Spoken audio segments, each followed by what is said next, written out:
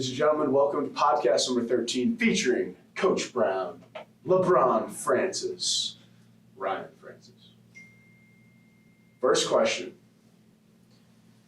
Now, we know you guys from, the high school and career center coordinator, football coach. Tell us, what are you doing outside of the school and teaching? You first. Go first. So you guys know that I teach over at New London High School, teach health and PE. But other than that, not much. That's coaching after school. Get to enjoy my spring off before we get some workout started in the summer. So I'm a dad of two. I got two crazy boys and I have a baby girl on the way, which is a little madness. But and then I'm a DJ, so that kind of takes a lot of my time. And it's football, all the rest. So football school. Yeah, my son believes this is football school and I don't work. So I would say that just a lot of DJ and family time. Yeah. So we're gonna talk about some music. Go figure. It works well. So first for Francis, what is your favorite type of music? I mean, you're quiet. You don't talk. Like what? So we want to know. Favorite type of music? Honestly, I'll listen to almost anything. Like Coach Brown knows, I'll listen to some of the stuff. We listen together. But I probably default to country music the most. Luke Combs is my guy. Luke Combs. Nice. Luke Combs. Good summer vibes. Yeah. Love it. All right, Coach Brown.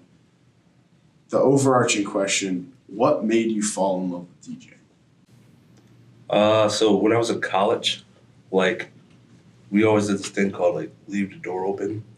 And it was kind of like a way to introduce yourself to everybody around the school. And I would just always control the aux. So everybody's like, oh man, you play good music. And it was like, you should be a DJ. And it was like a joke. But then I kind of took it seriously. They were like, no, you should really try it. So I tried it, and then once I did it, I excelled really quickly. So do I love it as much now? No. I'm getting a little older. But that's probably, just kind of the love of music. Hanging out. Yeah. So if you could have, we'll say three. Yeah, that's fine. Who are your top three artists of all time? Oof. Do you need a broader list? No, I'd probably get to three. Biggie Smalls is the greatest rapper of all time. Yeah. I have to say it. And I have to put Tupac at number 2. Oof. 3. Yeah, so I like Michael a lot. And if I talking just music overall, I'm a huge Rick James fan. A lot of people didn't know that. Huge Rick James fan. I didn't know that either. Yeah, I can listen to Rick James every day. Yeah. So that's your 3. Yeah, I would say top 3 artists. That's what I'm usually playing. All right.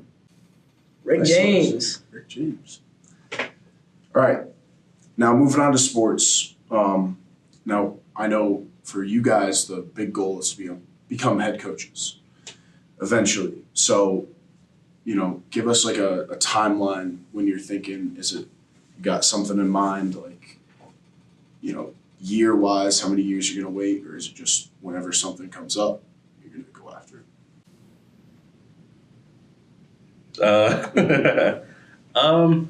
I'll say I think it's hard to say when it should happen. I think I'm ready for it to happen whenever it happens. But I'll let God take that. And whenever it happens, and I think I'll be ready for it. I don't put a timetable on it though. I enjoy what I'm doing now. Yeah, I would agree. It's just going to happen whenever it happens. I would take that challenge on now, and something pops up, it'll be the right time. No matter what school it is, obviously I would love to stay here where I went to school and played and everything, but down the road, who knows what'll happen. But yeah, I think that would be a good opportunity whenever the time's right.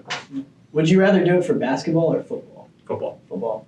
Basketball, I enjoy coaching the freshmen stuff more and more. Young guys, fundamentals, where football, I like the more high level, that kind of stuff. Yeah. So, kind of go off, what enjoyment do you get from coaching? I guess coaching the freshmen, you just kind of teaching basics and whatnot and just learning, but overall, what do you get? enjoyment wise? I'll go first. This one. So coaching the freshmen, I like getting to kind of introduce those guys to the high school game and set them up for when they're going to play for Coach Wozencroft and stuff. Where football, it's getting to teach the guys and give them the same experience that I had when I played, because I played for good coaches all the way through youth football, high school, and especially in college. Just giving back to those guys and hoping they can enjoy it as much as I did and set them up to be better people as they go down the road. Yeah, I think it's like a funny story how I kind of started coaching, because I don't think I wanted to be a coach. I got hurt in college football, and I kind of had to like come home, and my youth coaches really like pulled me in to like kind of just keep my mind out of not being able to play anymore. So then like I did it, and I was like, oh, this is like really cool. And I think the biggest enjoyment of getting out of it is just like watching kids start at a level and then getting to something else.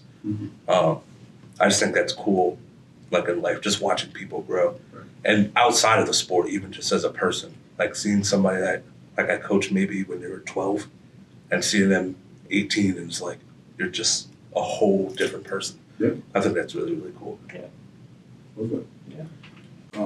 Now we're gonna stick with you, Coach Brown, and we're gonna get it out there because I want to know. I also want to know, and I feel like it needs to be out there more. Yeah. Tell us a little bit about esports.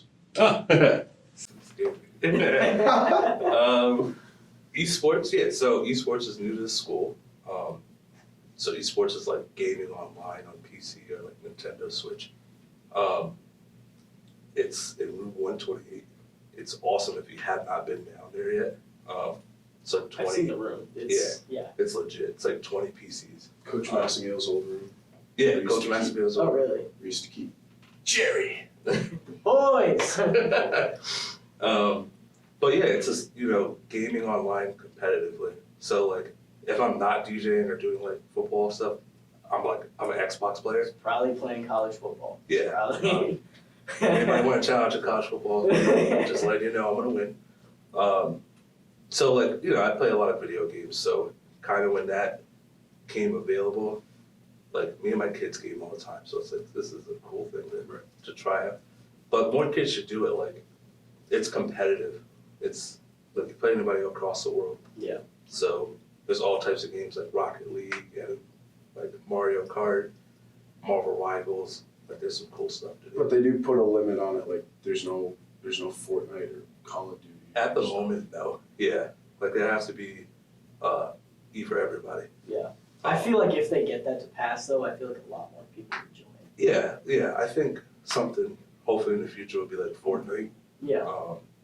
If you can get that, I think that'll be a big seller for a lot of people. But I think people shouldn't be nervous to try it. Like they kind of hear esports and like, oh, like that sounds. I don't know. Yeah. Yeah, I know what you're You know what I'm saying. saying? Yeah. Like they're thinking playing the video game competitively is like not cool, but it's really, really cool. Like once you do it, like you're like, oh, this is awesome, because you do it at home anyways. Yeah. So why not do it for school? Yeah. Sure. Super Smash Bros. Run my fade. So, all right, LeBron, New London volleyball. Is it serious? Is it a serious thought? No. They did end up having a team this year, but it's going to be JV only, so they had like a developmental team and stuff like that. Okay. So that's not something I'm going to do. I did think about it because most people don't know volleyball is probably my favorite sport that I never played. Really? I learned it in college and stuff, and it was a lot of fun. I wish I could have actually been good at it. But I enjoyed actually getting to teach it and stuff in school, and it's one of my favorite things to do in PE. So Yeah. I feel like that goes for a lot of people. I feel like volleyball is pretty big in PE. when you actually learn how to play it, you realize how good of a game it really is. Yeah, no, totally. Yeah, it's not just send it one hit over the net each time. Yeah. Like I like to do. You gotta set. Could only bump. imagine. Yeah. He can do that in basketball too. You watch. That's true.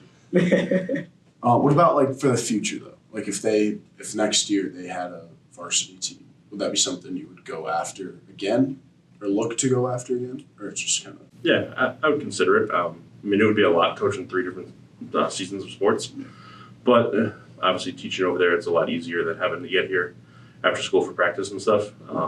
Like you guys mentioned, being a head coach, obviously that would then be that kind of opportunity. So yeah, it would be something I would consider. Nice. Yeah. All right, so take us through from your athletic days when you were players to your coaching days and kind of the journey from how you got to a player to a coach. How far back do you want me to go? High school's good. High school? Okay. So I played for Coach Massengill here at Stonington. Played for 4 years. Played football and baseball 4 years. Then played basketball for 2. After that, I played a little bit up at Springfield College, Massachusetts. And then after I graduated, I came back down and I was actually meeting with Mr. Grace over at the middle school. And Coach Massengill happened to be walking out and just kind of catching up a little bit. We hadn't seen each other in a few years. And he happened to be looking for a coach. And I knew I always wanted to coach, especially when I played in college. When I was going to school for PE, I knew like it was definitely something I wanted to do. And he was like, "Hey, we got spring practice starting today. He's like, come on over, we'll chat." And then literally the next day I was coaching. But I had a good experience, especially in high school. Coach Massengill was great to play for. Going through the recruiting process and stuff for college is always a lot for kids. But I just knew that I wanted to continue my athletic career in some capacity. And I was lucky enough to be able to do that. Playing at Springfield was one of the best experiences I've had, honestly. And even though I didn't play many varsity snaps up there, being on the scout team was probably the best thing that ever happened for me in terms of being a coach. Because every week we had to watch film on their opponent and learn different schemes and stuff. So that, honestly, I think set me up the most for coaching now. Yes. So I played for Fitch. So I graduated from Fitch in 2011. I played for Mike Emery. Massengill is a Fitch grad, so that's kind of how we had a connection. Massengill is a Fitch grade. He doesn't like to talk about it. Fish, great. Massengill is a Fitch grade. If you ever have time to watch Watch it on YouTube. Yeah, Coach Massengill is a problem. He talked about it a little bit when he was on. He talked about it. We tried to get him. We tried to get it out of him. He was very, very brief about it. He doesn't like to talk about He himself. downplays it so much. She's always been that way. I like people Because he never went, want to he watch went like the all film. state like twice, right? Yeah, Coach Massengill was a problem. He was going to play at Southern, which I think is D2. Yeah, One or D2, two? D1. It might be D1. D1 or D2, but he was a dog. Like, but so yeah, I played at Fitch. You know, we had a lot of good teams. I was from the Bunacorda Mike Emery trade. So when I graduated, I didn't think I was going to play college football. I knew I kind of could, but I didn't know if I really wanted to go to college. I ended up going to Nichols College, played there for a little bit, got hurt. And then, yeah, kind of like sort of, you know, a bunch of people kept pulling me into youth coaching. They're like, just keep coming out and trying it out. And like once I did it, I coached for GMF for like 4 years. Then I left GMF and I coached at Ledyard Youth. And then I went to Ledyard High School. Then I ended up coaching here. And what injury did you have? Concussions. So yeah, I've had 7 concussions. Oh my God. That Oh my explains a lot. God. Yeah, it explains a lot. When I'm all over the place, like when you guys see me coaching, sometimes I'm all over the place. But yeah, it explains it. Yeah. A lot of concussions. No, thank you. All right, so for LeBron, obviously you teach in New London, but you almost taught here. So if you could give the background to that, and then just kind of what's up with teaching in New London? So I got my job in New London. I subbed here for 1 year out of college, just a regular sub. And then they had a job the next year. I had a friend who teaches at the middle school over there and said, hey, they're looking for a high school teacher. And really there was nothing else around because PE jobs are so hard to find. So I got that right after that. And then I think it was 3 years ago now, there was an opening here.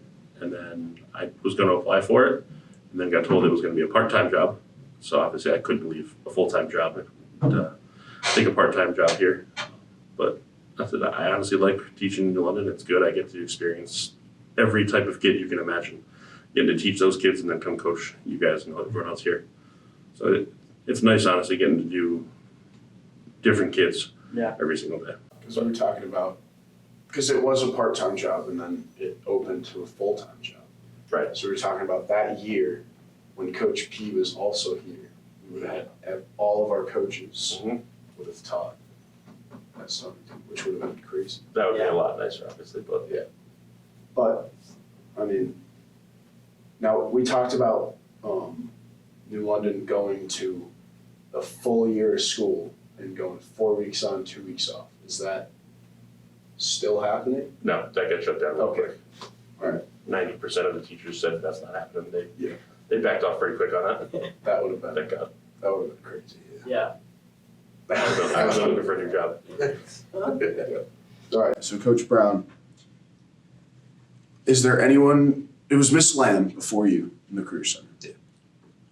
Was there anyone that you had to go against for the job? Or was it just kind of like you were here, it opened, and they were like, you would be a great fit to run this? I think there was other people in it. So before I worked here as a security guard, I used to be a security manager at an airplane company in Groton.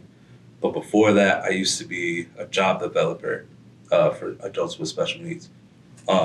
So I was kind of like a liaison, trying to find jobs in the community for them. So this job kind of translated to it already.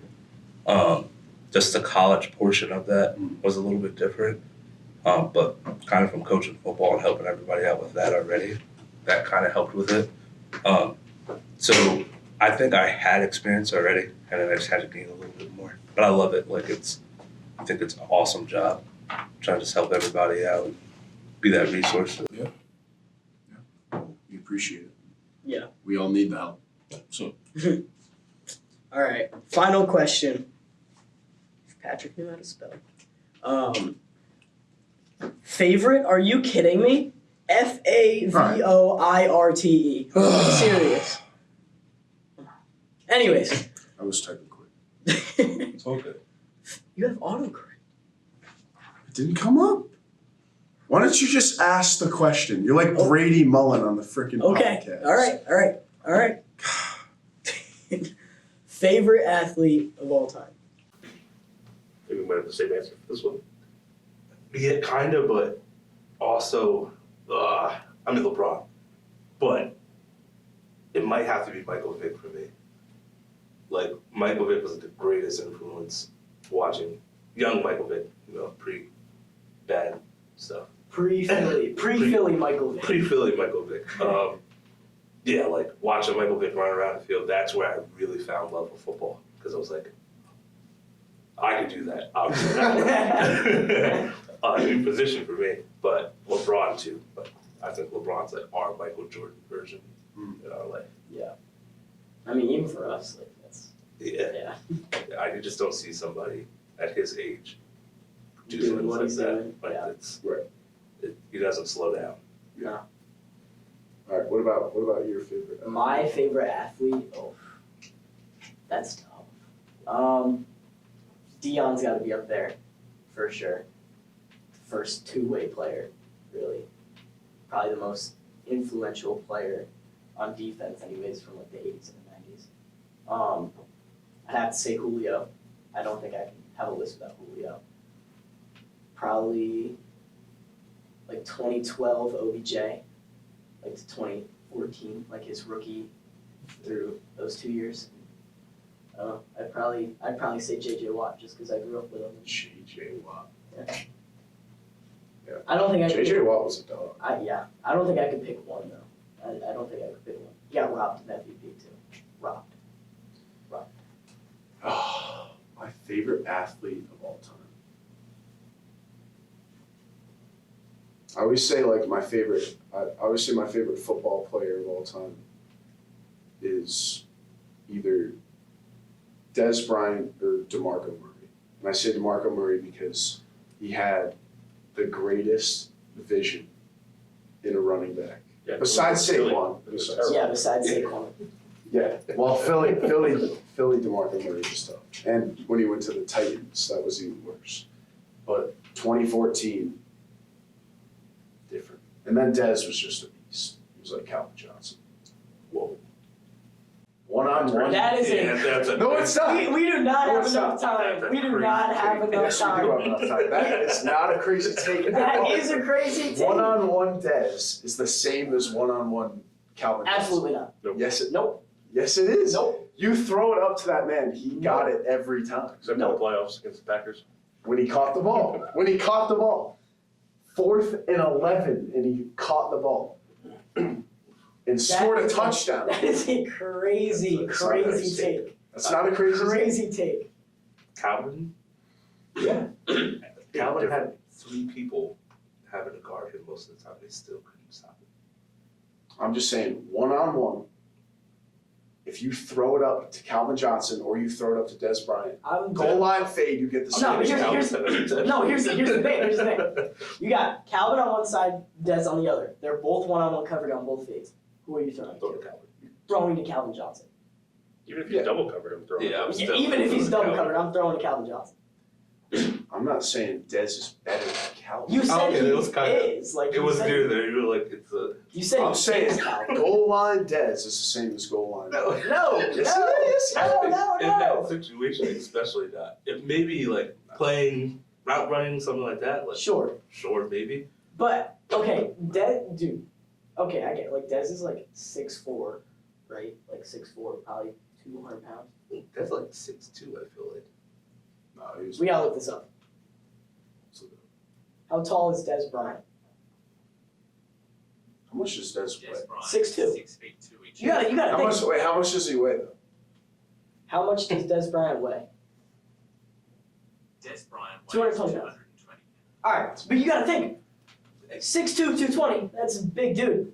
6'6", like 250, with a 45-inch vertical. All right, it was a bad take. It was a horrible take. That was horrible. Listen, let's calm down. MJ or Jordan? Jordan. MJ or LeBron? LeBron. It's LeBron. Well, it goes back to the other question. That's LeBron is my favorite athlete of all time. So Good for you, Mom. Oh, Jordan. Sorry. So when I ask people like, why Jordan? What makes it Jordan? I think. All right, hold on. Let me say this. LeBron has had the greatest career of all time. Yeah. Michael Jordan is the greatest player of all time. he's the best scorer of all time. I agree, he's the best scorer. LeBron is a better passer than he is. LeBron is, early LeBron better defender.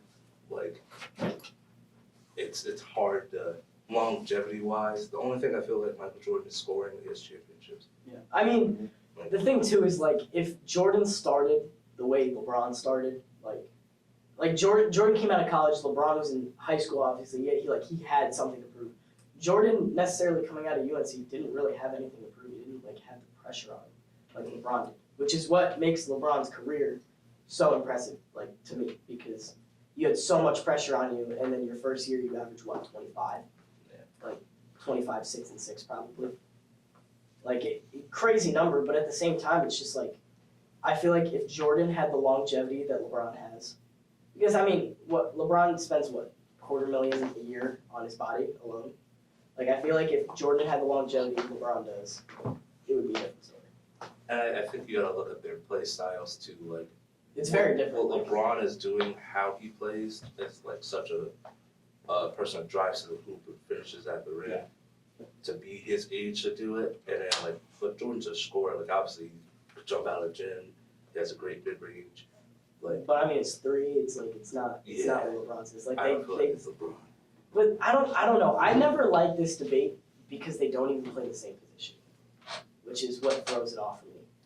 That's another thing. Jordan can play shooting guard. That's really LeBron. can Point, play shoot, maybe well, a five. 3. and play it very well and comfortably. Like, Yeah. I would put LeBron at center and be like, everything's good. I don't know. I always thought the better debate was Jordan or Kobe. I always thought that was the better debate. And Yeah. it's more comparable. 5 rings to 6. You know, what? Kobe's what? 3rd or like 4th in all-time scoring, while Jordan's like 5th or 6th. I think. Yeah, I think Kobe got They're it. both in the top 5, I think. Yeah, I think they're like, I think Kobe's ahead of Michael though. I think. I don't know. But I always thought that was the better. I think Kobe. Yeah, I think he is.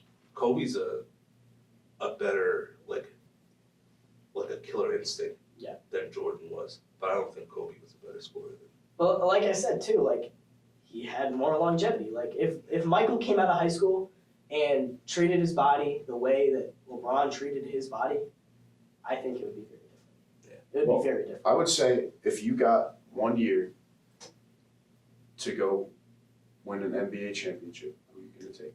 Jordan or LeBron? Ooh. 'Cause Ooh. I'm taking Jordan. That's That's so I tough. think though. you gotta put more to it. Like, Yeah, that needs It more depends who the context. rest of the Yeah, team who's is. on the team. LeBron excelled so much when he had a shooter, like Ray Allen, and when he has a Kyrie, like somebody else that could score really well. But that he then, could like pass when it to. Michael had someone to help with defense, Yeah. same story. Like it's Yeah. like, and that's the thing too. Like you gotta think of his draft class. Like he went third. Like Hakeem went first. Who went? I don't know who went second. But then Michael went third. Like if he was in a different draft class, like if he came straight out of high school, went in the 81 draft class, he was going first. There's no way he doesn't. tough. So I mean, it's like Yeah. it would be a whole different story. It would be a whole different story. I still got to go with LeBron. I mean, he single-handedly got some of those teams to the finals. Like That 2018 team, I will say, he probably single-handedly. That is the best player I've ever seen play. Is that LeBron that year? And I mean that 3-1 series was. He's a baby. That's the only thing that. That's Oh, I won't disagree with that. Like even just the other day, him getting hurt. I was Oh, kinda the just- Tatum elbow. Yeah, I was that a little upset because I was like, I don't feel like it was that much. But also, I think that's how he preserves his body right now. It's like Tyler Lockett. I know you don't want to talk about. Oh, that. yeah. Yeah, but it's been But his whole like- career. It's been his whole career. Yeah. He's been like that. So. Speaking of which, how do you feel about the Seahawks? That was a good podcast. It was a great time. Seahawks. I'm an Eagles fan now. I'm gonna jump the bandwagon. I mean, have you seen what the Texans did?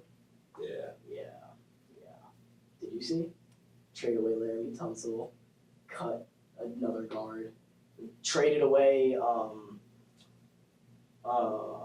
Kenyon Green in the C.J. Gardner trade, C.J. Gardner Johnson trade. Wow. I mean, our secondary is stacked, Yeah. but. At least you got it, I got Sam Darnold. Yes. Who do you got? What do you mean? All right, listen, man. The Cowboys, and this is how we're going to end it. The Cowboys are a joke, and I can't wait to have a good laugh. All right? That's it. Jerry Jones is a... Ladies and gentlemen, thanks for tuning in. Thank you guys for coming on. Thanks for having us. It's been awesome. Now, go have a fun day at work, because I'm going to go home. And I'll go to the PSAT.